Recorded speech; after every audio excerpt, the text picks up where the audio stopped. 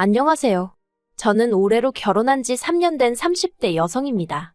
이렇게 사연을 쓰게 된 건 저희 가족에게 집착하는 어머님 때문이에요. 어디 가서도 해본 적 없는 이야기라 어디서부터 어떻게 시작해야 할지 모르겠지만 두서가 없더라도 한번 들어주세요. 남편과는 같은 직장을 다니다 연애를 시작했어요. 2년 정도의 만남 끝에 결혼을 결심했고요. 홀어머니의 외동아들이라는 사실이 마음에 걸리긴 했지만 그동안 제 눈으로 지켜본 남편은 매사에 책임감이 있고 진지한 사람이었거든요. 그래서 남편의 됨됨이만 보고 결혼을 결심했네요. 연애 당시 남편은 서울에서 혼자 자취 생활을 하고 있었고 결혼 후에는 저와 함께 독립된 가정을 꾸렸습니다. 이 부분을 가지고 어머님이 서운한 마음을 가지실 거라곤 전혀 예상하지 못했어요. 그도 그럴 것이 이제껏 따로 살던 남편이 저랑 결혼한다고 해서 어머님이랑 같이 살아야 한다? 제 입장에선 말도 안 되는 소리라고 생각했거든요. 남편이 저에게 물어본 적도 없었고요. 그런데 막상 저희가 신혼생활을 시작하고 반년도 되지 않았을 때부터였습니다. 거짓말 조금 보태서 정말 매일같이 어머님은 외롭다는 이야기를 하기 시작하시대요. 만났을 때는 물론이고 전화 문자로도 쉬지 않고 말이에요. 매번 하시는 말씀이 니들은 둘이라서 좋겠다. 나는 혼자라서 외롭고 심심하고 우울하다였고 이 레파토리를 정말 귀에 딱지가 않게 들었어요. 그리고 말이 나와서 말이지만 처음부터 제가 이런 어머님의 말씀에 시큰둥하게 반응을 했던 건 아닙니다. 처음에 시집오고 얼마 되지 않았을 땐 저도 좋은 며느리란 소리가 들어보고 싶었거든요. 며느리로서 소위 인정이란 것도 받고 싶었고요. 그래서 남편이 말하지 않아도 먼저 어머님한테 가자고 해서 밥도 먹고 꽃구경도 모시고 가고 그랬습니다. 하지만 그렇게 몇 달 지내면서 의도치 않게 어머님의 생활 패턴을 알게 되었는데 솔직히 황당하고 어이가 없더라고요. 알고 보니 어머님은 아버님이 돌아가시면서 남기신 유산과 남편이 매달 드리는 용돈으로 골프부터 시작해 온갖 취미생활을 즐기며 지내고 계셨어요. 주변에 남자고 여자고 할 것 없이 사람도 많아서 모임도 많으셨지요. 어떤 면에선 젊은 저나 남편보다 더 활동적으로 지내고 계셨다니까요. 반면에 저희 친정부모님은 죽는 날까지 자식들한테 손은 안 벌리실 거라며 노후 준비까지 끝내놓으신 상황에서도 식당을 운영하고 계셨거든요.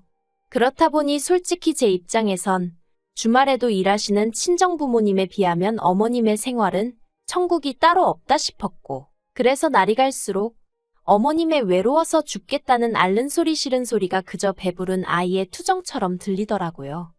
하지만 남편은 아들이라 그런지 저와는 생각이 달랐습니다. 남편은 어머님이 그렇게 활동적으로 지내시는 이유가 외로움을 잊기 위해서라며 장인 장모님과는 경우가 다르다 하대요. 그리고는 급기야 제가 임신 소식을 전하고 얼마 되지 않았을 무렵 어머님하고 같이 살면 어떻겠냐고 저를 떠보더라니까요. 합가를 하면 어머님께 드리는 용돈도 안 드려도 되고 어머님이 저희 아이를 봐주실 수도 있으니 오히려 저희가 이득이라는 말도 안 되는 이유를 대면서 말이에요. 당시 저는 출산 후 조리원에 갔다가 친정에서 몸조리를 하는 쪽으로 이야기가 되어 있는 상황이었어요. 남편도 잘 알고 있었고요. 그런데도 남편이 제안이랍시고 그런 소리를 들먹이니 짜증이 얼마나 나던지요. 저는 남편더러 임신한 와이프한테 해줄 게 없어서 스트레스를 주느냐고 화를 냈습니다. 그리고는 어머님과 함께 산다고 하면 나는 더 불편하면 불편하지 편해질 이유가 없다고 아주 대놓고 싫다 했지요. 하지만 제가 그렇게 노골적으로 싫다는 의사를 밝혔음에도 불구하고 모든 일이 제가 병원에 있는 동안 번갯불에 콩 구워 먹듯 이루어졌습니다. 12시간의 진통 끝에 출산을 하고 입원실로 옮겨졌을 때였어요. 친정부모님은 사돈이 오셨으니 커피라도 사오신다며 잠시 자리를 비우신 상황이었는데 어머님이 저더러 집에 반찬은 얼마나 해놓고 나왔냐고 물으시대요. 저 없는 동안 저희 남편, 그러니까 어머님 아들이 밥을 챙겨 먹을 수 있게 해놓고 나왔냐고요. 황당하기 짝이 없었지만 어머님과 왈가왈부할 만큼 힘이 있지도 않았고 그래서 다 큰 어른인데 알아서 챙겨 먹지 않겠냐고 한마디 했습니다. 그러자 하시는 소리가 바깥일 하는 사람인데 어떻게 그렇게 두냐면서 제가 없는 동안 당신이 당신 아들을 챙길 것이니 저더러 걱정하지 말라나요. 그리고는 남편에게 전해 듣기로 이튿날 바로 어머님이 짐을 싸들고 저희 신혼집으로 올라오셨답니다. 남편은 자기도 모르는 일이었다며 펄쩍 뛰었어요. 하지만 저는 정말 스트레스에 머리가 터져버릴 것만 같았지요. 그도 그럴 것이, 저는 어머님이 저희 집에 단 하루라도 계시는 걸 원치 않았어요. 여기까지만 들으면 세상 사람 모두 다 제가 못된 며느리라 할 거예요. 하지만 지난번 저희 집들이 때 어머님이 보여주신 모습은 정말 충격적이었거든요. 신혼집은 이제 막 결혼한 부부가 사는 지극히 개인적인 공간이잖아요. 그런데 어머님은 당신 아들 집인데 뭐가 어떻냐면서 정말이지 안방부터 창고까지 거침없이 휘젓고 다니셨습니다. 그리고는 말끝마다 니네 엄마가 이런 식으로 정리를 하냐? 니네 엄마가 그런 식으로 하라고 했냐며 자꾸 저희 친정어머니를 들먹이시는데 정말 듣고 있기 거북하더라고요. 그리고 아니나 다를까 2달의 몸조리를 끝내고 친정에서 돌아온 날 현관에 들어서면서부터 여기가 내 집이 맞나 싶대요.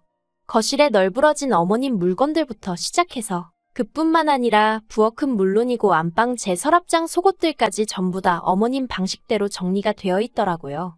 100번 양보해서 거실이고 부엌이고 어머님 손이 매일같이 닿는 곳이다 보니 당신 편한 대로 손에 익은 대로 정리해 놓으실 수 있다고 쳐요. 하지만 방주인인 저도 없는데 왜 제 속옷 서랍까지 손을 대신 건지 도통 이해할 수 없었고 너무 불쾌하더라고요.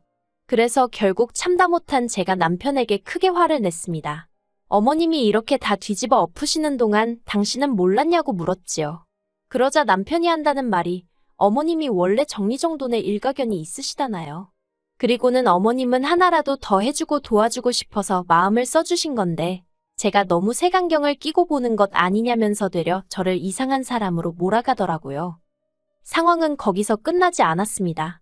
어머님 말씀대로면 제가 왔으니 더 이상 어머님 아들 그러니까 저희 남편 식사 걱정은 안 하셔도 됐잖아요. 그러니 이제 그만 내려가셔도 될 것 같은데 도통 내려가실 생각을 안 하시는 눈치시대요. 일주일이 지나고 열흘이 지나도록 말이에요. 결국 참다 못한 제가 어머님께 언제쯤 내려가실 생각이냐고 물었습니다. 그러자 어머님이 그렇지 않아도 다음 주에 내려가신다고 하더라고요. 그래서 더는 이것저것 묻지 않았어요. 어쨌든 이제 내려가신다고 하니 가시기 전까지 별탈 없이 이상한 말 나오지 않게 지금까지 해온 것처럼 잘해드리자. 그런 생각만 했지요. 그런데 어머님이 내려가시는 당일 아침부터 애 보느라 저는 정신이 하나도 없었거든요. 그래서 남편이 어머님 모셔다 드리고 온다는데도 그러라 하고 제가 따로 뭔가 챙겨드리고 그런 건 못했어요. 그리고 안방에서 애랑 실랑이 하다가 그만 살짝 잠이 들었지요. 정말이지 한 20분이나 잤나 싶은데 눈을 뜨니까 벌써 어머님이랑 남편은 출발하고 없더라고요. 인사도 제대로 못 드렸는데 그새 가버리셨네 싶어서 아차 싶대요. 그리고는 혹시 뭐 두고 가신 건 없나 하는 마음으로 어머님이 지내시던 작은 방 문을 열었는데 어머님 여행 가방이랑 그런 게 전부 다 그대로 있는 거예요. 설마 싶어서 여행 가방을 열어보니 어머님 옷도 그대로 있고요. 하다못해 화장실에 칫솔까지 그대로였지요. 당황한 제가 남편에게 전화를 했어요. 그런데 남편이 전화를 안 받더라고요. 그리고 몇 시간 후 어머님을 모셔다 드린 남편이 집으로 돌아왔습니다. 제가 어머님이 왜 짐을 다 두고 가신 거냐고 설마 다시 오시는 거냐 물었네요. 그러자 남편이 우물쭈물하더니 기껏 한다는 소리가 어머님이 계셔서 자기가 너무 좋았대요. 모처럼 어머님이 해주시는 밥 먹고 출근하니까 힘도 솟고 일에 능률이 오르는 것 같았다나요. 그러면서 그러지 말고 저더러 한 1년만 더 같이 살아보잡니다. 저도 곧 회사에 복귀해야 하는데 어머님이 계시면 분명히 도움이 될 거라면서요. 어이가 없어서 절대로 그렇게는 못한다고 했어요. 그런데 남편도 완강하게 버티더라고요. 왜 살아보지도 않고 무조건 싫다고 하냐고. 살다가 정 안 되겠으면 그때 내려가시라 하면 되지 않겠냐대요. 솔직히 잘한 행동은 아니지만 몇 번이고 합가에 대해서는 분명히 제 의견을 밝혀왔는데 시쳇말로 남편이 저를 먼저 개무시했다는 생각에 어찌나 분하던지 정말 남편이 꼴도 보고 싶지 않았습니다. 그래서 그때부터 남편을 철저히 무시하기 시작했네요. 하지만 남편도 남편대로 미안하다 말은 몇 번이고 하면서도 절대로 고집을 꺾지 않더라고요. 그리고 그렇게 감정의 골이 깊어질 대로 깊어지던 시기에 정말로 어머님이 올라오셨습니다. 저더러 마치 보란듯이 짐도 더 바리바리 챙겨서 오셨더라고요. 그 짐을 보고는 소위 눈 돌아간다고 그러지요? 제가 딱 그랬어요. 저도 모르게 어머님 앞에서 한숨을 푹 내쉬고는 도대체 무슨 생각으로 올라오신 거냐고 그랬거든요. 그러자 어머님은 제 말버릇에 놀라신 건지 약간 당황한 표정을 하시더니 이내 제가 남편하고 다 이야기가 된 줄 알았답니다. 그리고는 이미 당신이 전세로 살던 집도 다 정리하시고 오신 거라 달리 돌아갈 곳도 없다고요. 한마디로 배째라는 식으로 나오시는데 정말 어이가 없더라니까요. 하지만 그렇다고 어머님을 계속 문 밖에 세워둘 수도 없는 노릇이었기에 어쩔 수 없이 일단은 집 안으로 들어오시게 했네요. 그리고 이제 와서 말이지만 그때 저는 육아로 지칠 대로 지쳐있던 상황이었어요. 허리는 두말할 것 없고 손목에 발목까지 시큰거리지. 온몸이 부어서 내 몸 같지가 않지. 그리고 무엇보다 잠을 못 자니 미치겠더라고요. 정말 2박 3일 아무도 없는 곳에서 잠만 늘어지게 잡았으면 소원이 없을 지경이었달까요. 그런데 그런 제 앞에서 어머님이 친정어머니보다 더 편하게 해주겠답니다.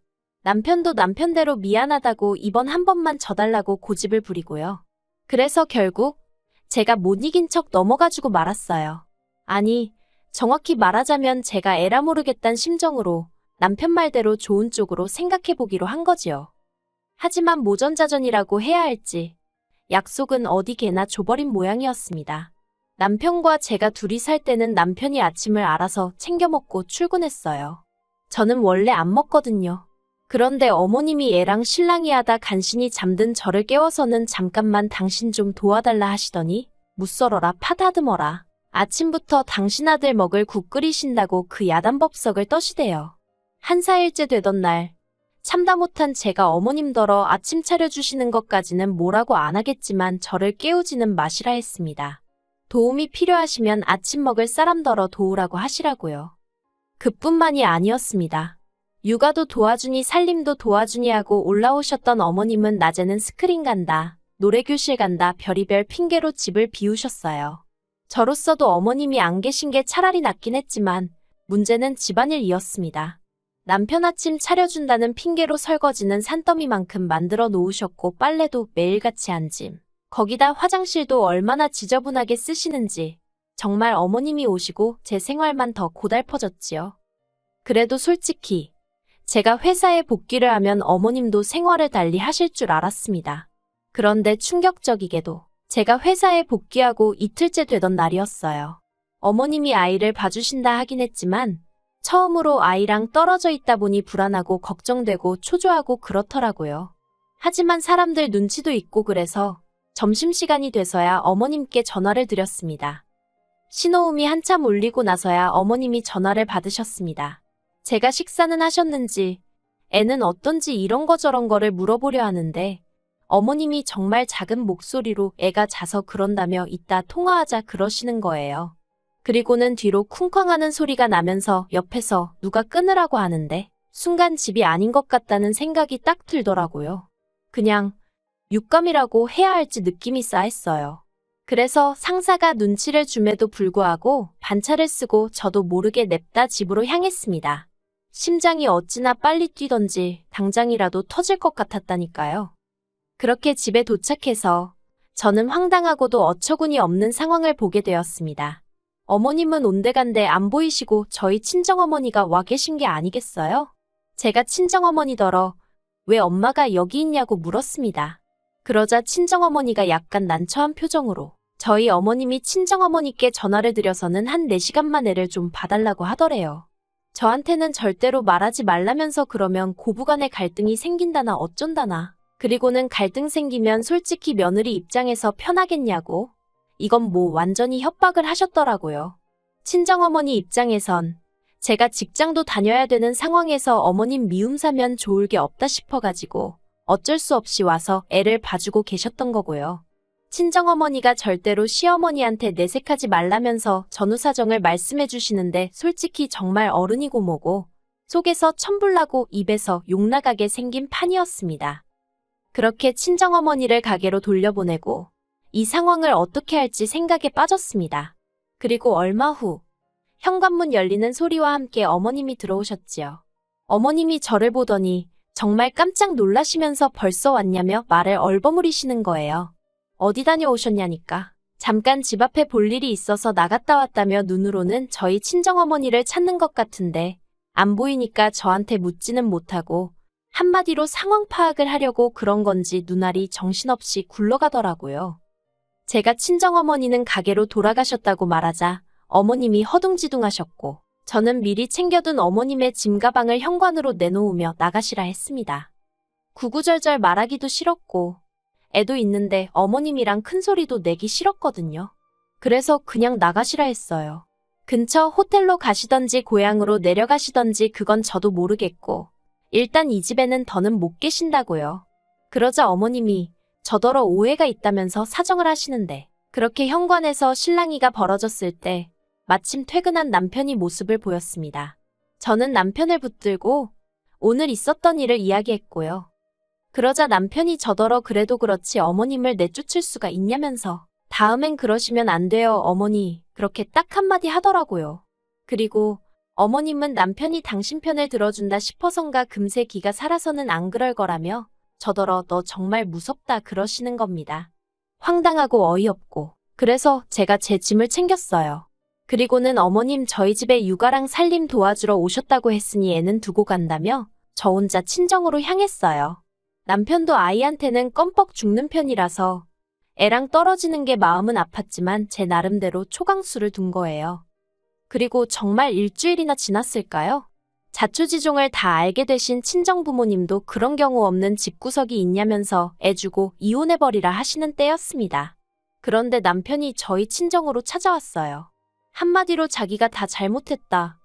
애한테는 엄마가 자기한테는 아내가 필요하다 돌아와달라. 뭐 그런 이야기였지요.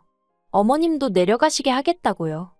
남편은 저희 친정부모님 앞에 무릎 꿇고 앉아서 2시간 가까이 찍소리도 못하고 욕을 있는 대로 먹었습니다.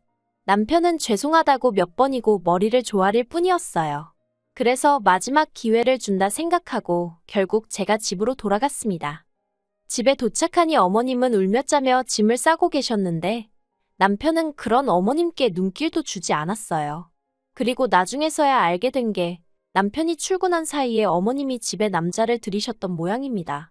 당신이 애를 두고 나갈 수가 없으니 친구를 부르셨다 했지만 남편 입장에선 손녀가 있는데 낯선 아저씨를 들였다는 자체가 납득이 되지 않았던 거지요. 저도 그 이야기를 들었을 땐 지금 세상이 어떤 세상인데 싶어서 어머님이 미쳐도 단단히 미쳤구나 싶었네요. 아무튼 그렇게 어머님은 당신 스스로 아들 손을 놓으신 거고 그렇게 저희 부부는 다시 예전의 생활로 돌아가게 되었습니다. 지금 어머님은 결국 다시 원래 지내시던 지역으로 내려가셔서 살고 계세요. 가끔 남편에게 연락은 하시는 눈치지만 남편이 저한테 따로 전하는 이야기는 없네요. 저는 아예 그쪽에 관심을 끊어버려서 궁금하지도 않아요. 부모 자식 사이니 또 언제 어떻게 될지 모르겠지만 당분간은 이렇게 지내는 게 제 정신건강에도 저희 가정에도 좋을 것 같아서 알아도 모른 척 살아가렵니다.